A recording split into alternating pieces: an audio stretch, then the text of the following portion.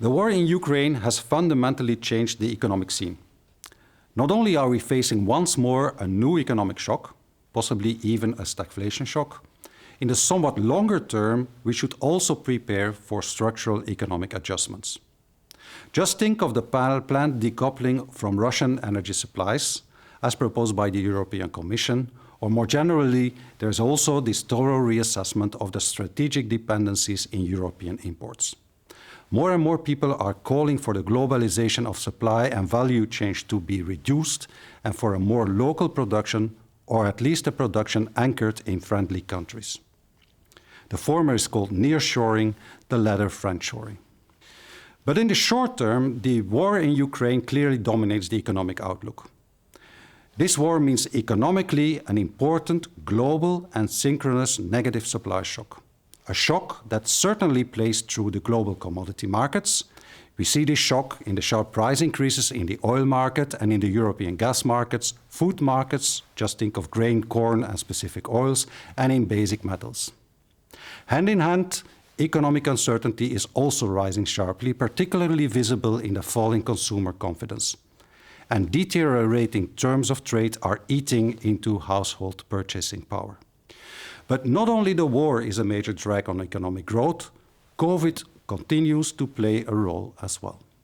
First and foremost in China, which is now taking drastic measures and quarantining entire metropoles and ports, resulting in falling production and consumption in the world's second largest economy.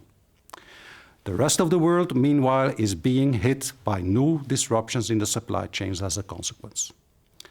The scene seems thus set for major slowdown in economic growth for 2022 and for a further rise in inflation. The specter of stagflation thus potentially looms, and first signs of a slowdown in growth are becoming more and more apparent. While some leading indicators still remain slightly positive, first quarter GDP flash estimates already show clear signs of slowing. In the Eurozone, growth barely remains positive, 0.2%, mainly due to sluggish growth or even contraction in the larger European economies. And in the US, the economy shrank even in the first quarter by 0.4%, although that was mainly due to falling export demand. We assume that the unfavorable economic situation will continue into 2022. The growth outlook therefore drops significantly to 2.1% in the Eurozone. And for the less exposed US economy, we expect growth of around 2.2%. But the most visible impact of the crisis is found in the derailing inflation. Exuberant price increases in commodity markets are putting further pressure on inflation worldwide.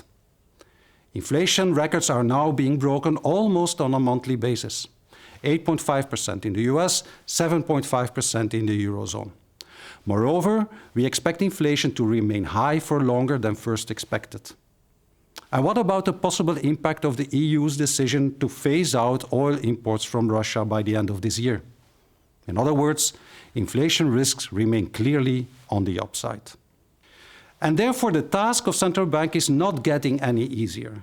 The economy is now on the brink of stagflation, while monetary policy is often less efficient in such an environment.